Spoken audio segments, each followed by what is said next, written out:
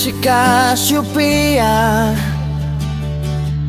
para mabuhay si Mitena at ang pag-ibig ang magbabago. Kimitena, pag-ibig sa kapatid. Sabi ni Hagor mamatay yung pinakamahalaga sa Encadia. Butchod si Apea, batis ng katotohanan. Pagmamahal daw ang makakatalo kay Mitena ang pagbubuwis.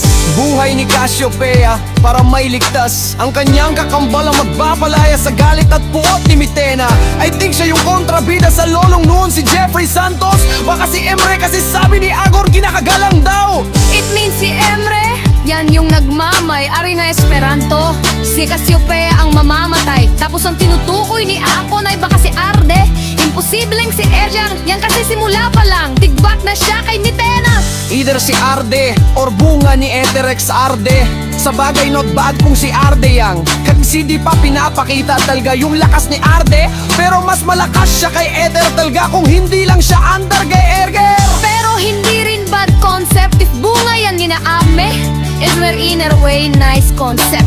Yung related lan, siguro kay Arde. Kasi siya lang yung bathala sa kanila na kayang mag-cast ng spell. Ibalik ang buhay kapalit ng may mamamatay katulad ng Cas, Nina, Adara at Mina.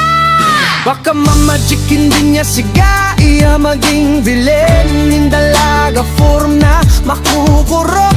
Siguro si Gaia kaya di nila makikilala si Gaia. Basta hindi na bata yung form niya.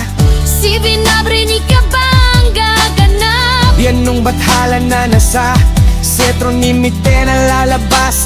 Yan pag namatay Si Adena Aratina. ang kanyang nagtuwan. Puro kayo may bago pero yung effect nyo ang pangit. Wala man lang ka-existing yung mga laban. Kulang sa effect, gayahin nyo kaya ang Avatar The Last Airbay Lapet. Para man lang ang papanabik yung mga bago nyong karakter. O di kaya yung Twilight Effect, yung sinuntok ang lupa biglang nabiyak. Para man lang maipagmalaki ang gawang Pinoy. Hindi yung isang sampal lang tumba na walang kwenta. Hindi pa nga tuloy ang nabawi ang Encantadia. May kalaban na naman kawawang mga sangre. Justice naman kay Terra. Si Lyra walang hihirap, hirap ang mission niya. Pero si Terra, Diyos ko lahat ng mahal niya nawala. Tingin ko mapapatay nila si Mitena at siya magiging bataluman ng Balaak. May nakuryos kung sino ang maging makapangyarihan. Bathala ng Balaak, tama tire ko si Mang Javier ang mahalaga. At ginagalang na mamamatay at siyang paglabas ng bagong bathala. Kalagutan ng Hagoron, oy murag mag-iring dagan kaao o kinabuhi. Kinudgod di ilang ingon nga basta masamang damo matagal mamatay.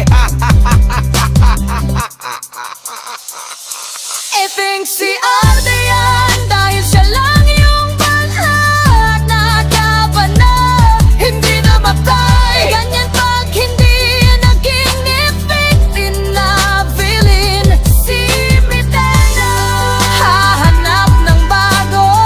Sino ba talaga yung dinarhapay? Binibitin mo naman ako, abangan si anak ang tunay na.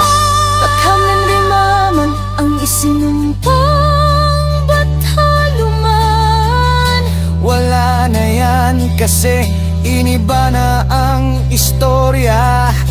Lagi kasi reklamo kaya ayun nagkasina ng bala at para buhayin ang totoong bileng. Ete talaga yung nakuarma nga sila ni Amihan di ang totoo tapos yang magkalaban.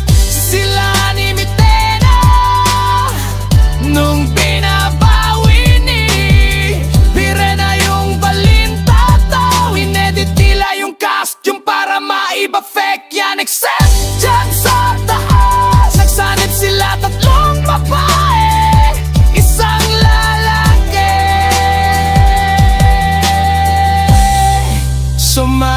itlog na yan.